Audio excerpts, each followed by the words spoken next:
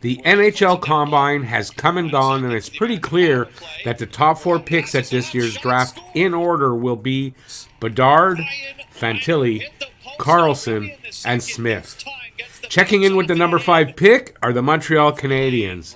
Who will Montreal select? Will they take the Russian kid Matvei Michkov, defenseman David Reinbacher, winger Zach Benson, maybe forward Ryan Leonard, or go completely off the board with someone else? Unless Montreal moves up into second, third, or fourth, I think they will select forward Ryan Leonard of the United States National Development Team. In this video, I'm going to tell you why. And that's right here at Talkin' Habs. Hey everybody, I'm Rick. Welcome to Talkin' Habs. So this is going to be our first Habs draft prospect video of the season. I think we're only going to do about 5. I think I'm going to be doing 2 more, and Matt's going to be doing a couple as well. So hopefully you guys will enjoy that. So this one is about Ryan Leonard. He is an 18-year-old forward from the U.S. National Development Team. He plays all 3 forward positions, and he plays them well. His stats were impressive last season, and he was a steady riser in the draft ranking.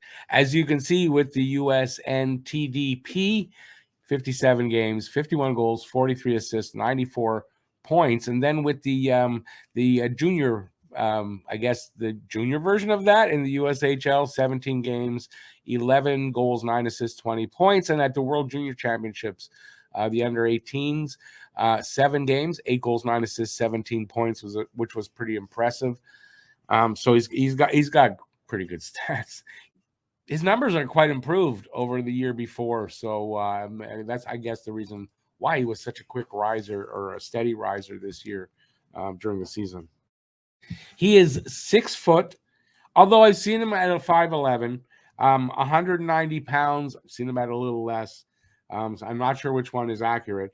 He shoots right and is ranked 4th on the North American skaters list, anywhere from 7th to 25th. And the 25th is kind of like on the far end. Everything else was 10, 11, 12, 13, like that. Think Matt Tkachuk if you want like an NHL player to compare him to.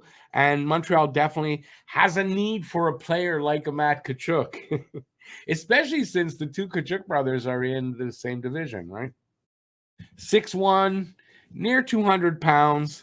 That plays big. He plays a big game. He scores, makes plays, plays a physical hitting game, and is a tireless worker. So sign me up for a player like that.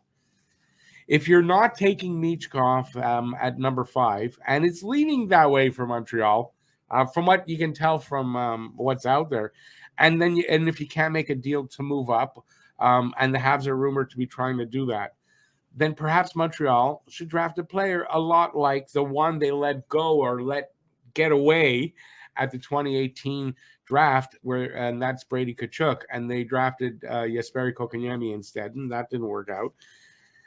That guy, in my opinion, is Ryan Leonard.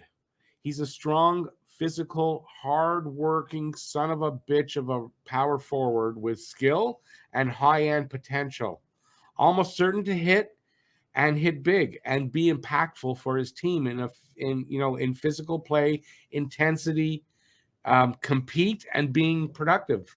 He's everything Montreal is looking for. Even if you can't get one of those top 4 guys, he's everything Montreal's looking for. And quite frankly, needs. I mean, we need a player like that. Should have had a guy like that in Brady Tkachuk, but we don't.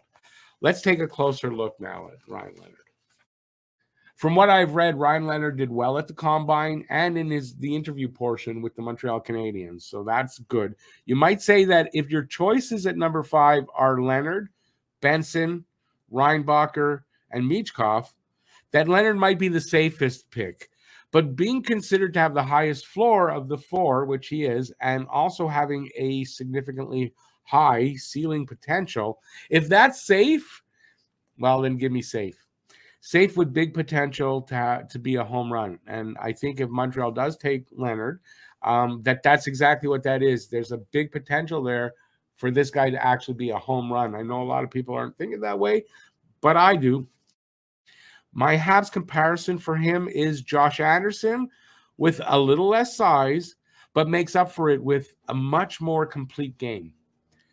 Near elite level skill, compete through the roof, works the middle of the ice, which I'd love to see because that's something Montreal doesn't do enough of. Tough physical game, can play all three forward positions, and like I said earlier, can play them well. And he did last season for the USNDTP. I don't know if I said that right. He played them all, and he plays them well. He's a top six forward that works his ass off every night. I mean, that's something. He is a tireless worker, and his compete level is super high. So let's take a look at the individual parts of his game. We'll start with skating.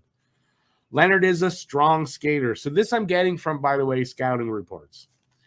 Leonard is a strong skater, speedy with good acceleration.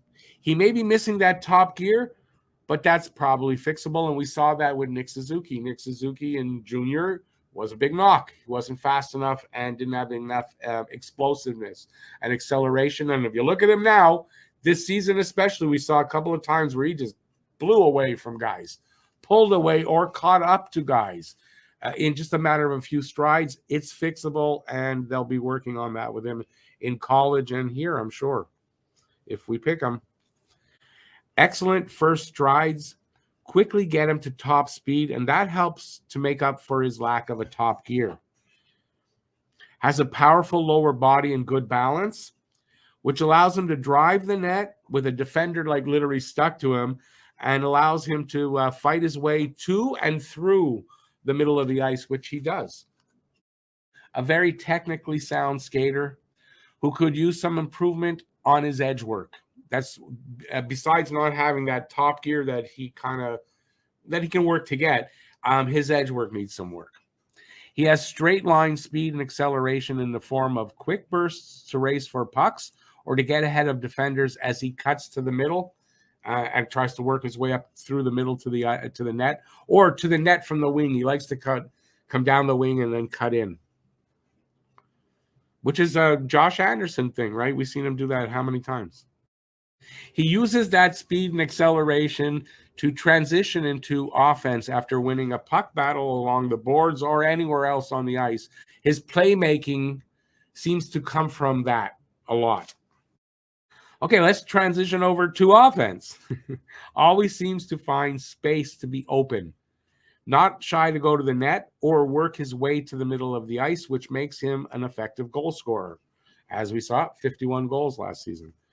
His shot is a big strength in his toolbox. It might not rank as the best in any one category, but his ability to get to the high danger areas so consistently, which he does, means he doesn't need to have the best shot to be very effective. He'll work on his shot and improve it in college, which I'm quite sure, and here if he gets here. He's not the flashiest passer, but with his good vision, he sees the ice well and makes efficient passes. Excels at zone breakouts with neat little breakout passes or long stretch passes up to the opposing blue line. He's just as good at zone entries with his smart passes in the neutral zone. He's a dominant two-way forward who wins puck battles with his high compete level along the boards or in the middle of the ice, and when he does, is able to quickly transition into offense and turn it into a goal for himself or for a teammate, or at least a good scoring chance for himself or a teammate. He consistently attacks the high danger areas. And this was something I read a few of the scouting reports. High danger areas, gets to the high danger areas, scores a lot from the high danger areas. This is something that was consistent. And that's where most of his shots come from. He finds room to be open or can carry the puck there himself. Knows when to push the pace or slow it down. Solid power play performer. Avoids turnovers on the power play and always looking to extend zone attack and zone time. Let's move over to his defense.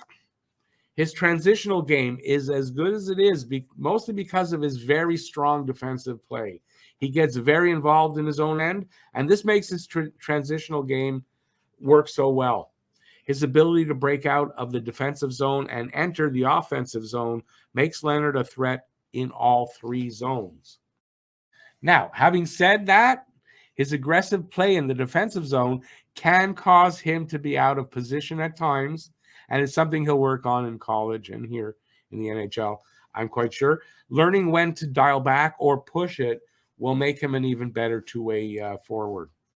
His time in college should go a long way to fixing most of these issues of his, which they're not that many that I think. So my conclusion here on Leonard is that Leonard is a modern day power forward with a higher ceiling than a typical power forward because of his scoring and playmaking abilities and his dominant two-way play. If his development is handled properly, Leonard has the potential to be a top line forward. And if he hits his ceiling, maybe even elite or just like right there at elite. I can see a future line of Nick, Cole, and Leonard, to be quite honest. And I was thinking of that when I was thinking of doing this video. I had this picture of him playing. Like, I think he fits, his skill set fits in with those guys and can complement them. So who knows if it'll ever happen, but I can see it. His ability to play all three forward positions will make him invaluable when injuries hit your top six, which they did this year. So that can easily happen. And he's a guy that can slot in on either wing and in the center. So it makes him invaluable if in that role.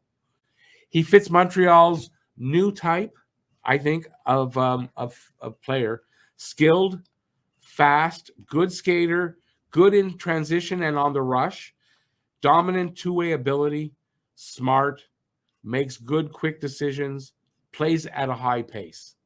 The things he needs to improve on, in my opinion, are all fixable things that he'll start working on in college. So if he spends, say, 3 years, maybe 4 in college, he should be mostly developed by the time he hits the NHL. So lastly, the last thing I'll have to say is if Ryan Leonard is the name Captain Nick Suzuki calls out at the draft for the 5th overall pick, they've got my stamp of approval. Does it mean anything? No, but they'll have it. I'll look forward to seeing him contribute to the Montreal Canadiens' 25th Stanley Cup run.